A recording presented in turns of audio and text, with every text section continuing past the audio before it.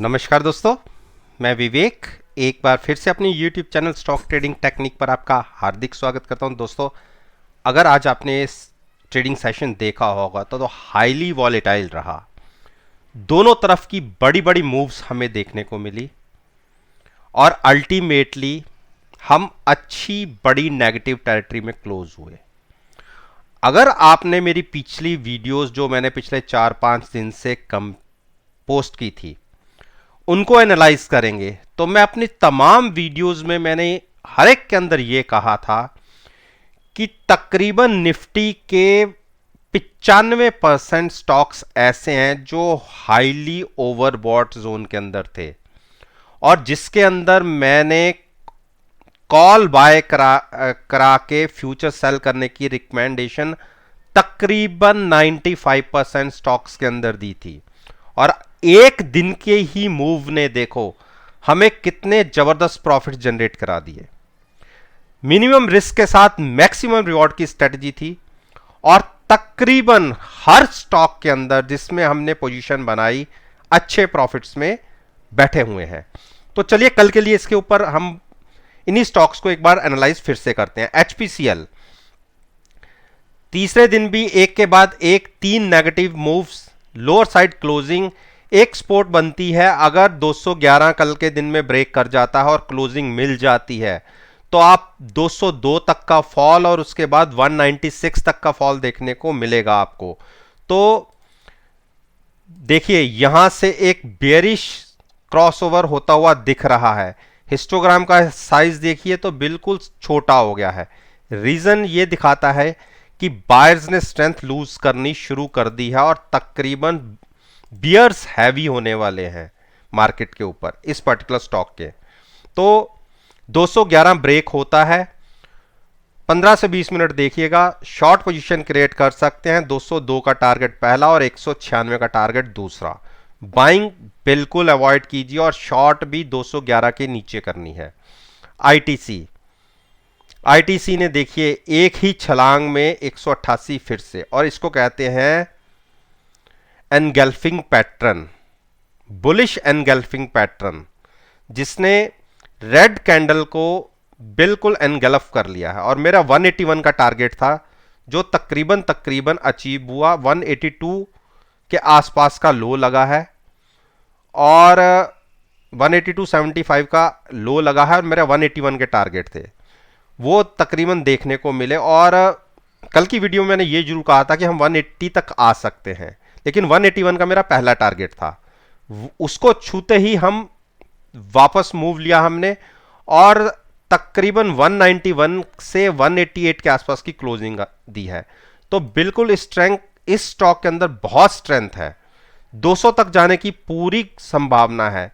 लेकिन एक चीज को भी इसमें इग्नोर नहीं किया जा सकता कि इसके हिस्टोग्राम के साइजेस ने भी देखिए छोटा छोटा होना शुरू कर दिया है और आरएसआई में तो अभी गुंजाइश बाकी है ऊपर जाने की। तो अगर आप बाइंग में बैठना चाहते हैं या जैसा स्टॉक का स्ट्रेंथ अभी बनी हुई है, अभी इसमें कहीं नेगेटिव साइड पर कोई स्ट्रेंथ नहीं दिख रही, तो आप स्टॉप लॉस थोड़ा सा बढ़ा लीजिए, 182 का लेके आप बाइंग में बैठ सकते हैं। अगर कल के दिन में हम 188 के ऊपर ओपन होते हैं तो 182 के स्टॉप लॉस के साथ आप बाइंग में बैठिए। 200 के टारगेट तो मैं आपको शुरू से कहता ही आया हूं कि वहां तक एक बार प्राइसेस आपको देखने को मिल सकते हैं। तो अभी शॉर्ट अवॉइड कीजिए। हिंडाल्को ने देखिए कहां तक की एक मूव, 226 की मूव दिखाने के बाद लोअर साइड पर क्लोजिंग 214 और इसको कहते हैं बेयरिश हैमर क्रिएट हुआ है। आरएसआई ने भी अब करेक्शन दिखानी शुरू करी है, तो बिल्कुल एक टारगेट बनता है 207 का। 207 अगर ब्रेक होता है तो 196। कल के दिन में अगर हम आज की क्लोजिंग से नीचे ओपन होते हैं तो बिल्कुल शॉर्ट बनाइए 207 के टारगेट के लिए। क्लोजिंग बेसिस पे 207 ब्रेक होता है तो 196 बाइंग अवॉइड करनी है। डॉक्टर रेड्डी ने देखिए एक मेरा जो टारगेट था नीचे का तकरीबन 4929, आज के दिन में ये ओपन ही देखिए कहां हुआ, 4657, 4630 के आसपास का मेरा टारगेट था, 4657 के आसपास की ओपनिंग आई है। तो वहां से एक जंप दिखा 4844 का, यानी 100 पॉइंट्स का मूव अपसाइड पर दिखा, फिर करेक्शन दिखी और क्लोजिंग मिली हमें 4725 की। तो कल अगर हम फिर से बेरिश ओपन होते हैं, देखिए स्टॉक का मूड अभी भी बेरिश है, स्ट्रेंथ कहीं नहीं है।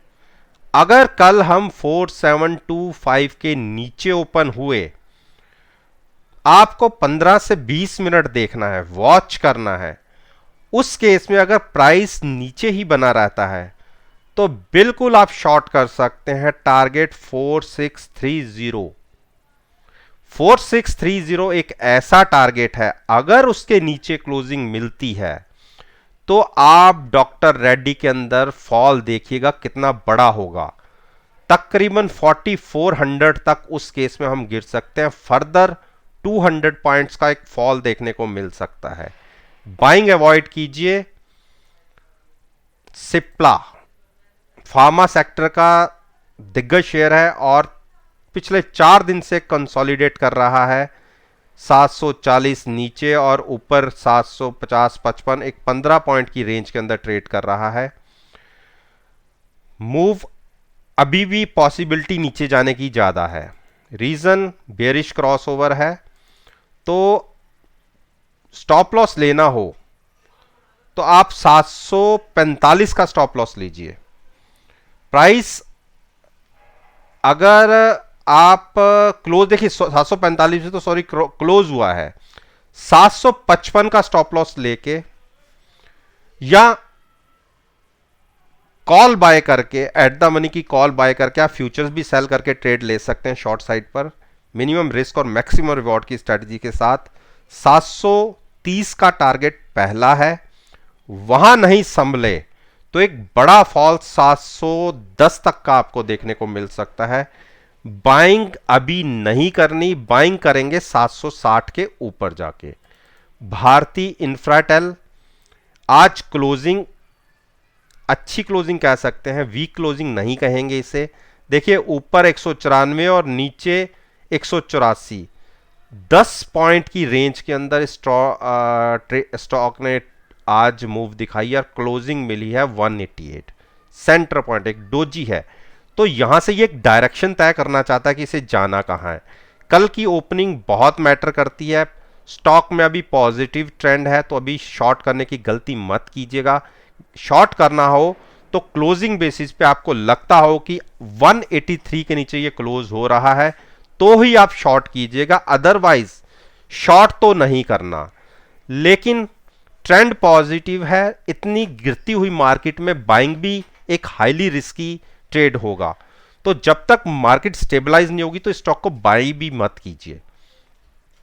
भारती एयरटेल की देखिए एक के बाद एक तीसरी लोअर साइड पर क्लोजिंग, और अब ये स्टॉक वीक होता दिख रहा है। एक बेयरिश क्रॉसओवर आपको देखिए देखने को मिल सकता है, तो बिल्कुल शॉर्ट बना सकते हैं। स्टॉप लॉस होगा 473 का।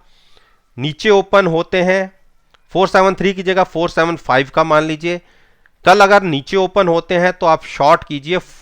पहला एक हर्डल मिलेगी इसको 464, अगर वो भी ब्रेक कर जाता है तो 454 के टारगेट बहुत तेजी से आपको देखने को मिलेंगे।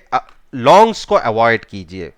बजाज फाइनेंस ने एक बेरिश हैमर क्रिएट किया है, तो इस स्टॉक में मेरी स्ट्रेटजी आपको पता ही थी कि कॉल बाय करके फ्यूचर सेल करना था। तो इस केस में हमें आज अच्छा प्रॉफिट भी मिला, लेकिन पोजीशन अभी भी हम होल्ड करके चल रहे हैं। मेरा मानना है कि हम 4300 एक बार टच कर सकते हैं। तो स्टॉक के अंदर स्ट्रेंथ है, अभी ये स्टॉक बेरिश नहीं हुआ है, स्टॉक के अंदर स्ट्रेंथ है। लेकिन आरएसआई ओवरबॉट थी, इसी वजह से इसके अंदर मैंने ये स्ट्रेटजी आपको डिस्कस की थी और बताई थी कि आप कॉल बाय करके फ्यूचर सेल करके चल सकते हैं एक बड़ी मूव के लिए 300 से 400 पॉइंट की। तो अभी भी उसी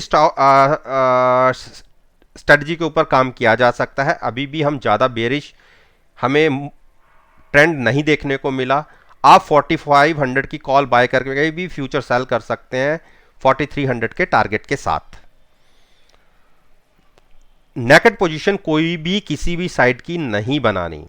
अरविंदो फार्मा ने देखिए क्या मूव दिखाई आज नीचे की तरफ, और क्लोजिंग मिली है बिल्कुल 9 दिन की मूविंग एवरेज के ऊपर। कल की ओपनिंग बहुत मैटर करती है। कल अगर हम जहां क्लोज हुए 827, इसके नीचे अगर ओपन हो जाते हैं 15 से 20 मिनट अगर हम नीचे ही ट्रेड करते रहते हैं तो स्टॉप लॉस 830 का लेके शॉर्ट करिए। पहला टारगेट 813, यहां सपोर्ट मिल सकती है।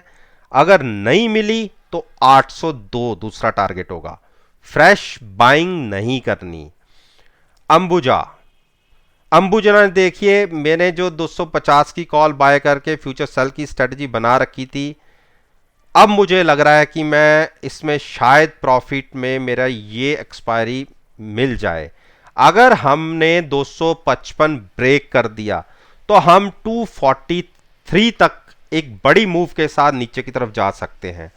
तो अभी भी पोजीशन मेरी शॉर्ट पर ही है और मैं भी शॉर्ट पर ही आपको राय दूंगा कि 255 ब्रेक होते ही आप शॉर्ट क्रिएट कर सकते हैं 260 के स्टॉप लॉस के साथ।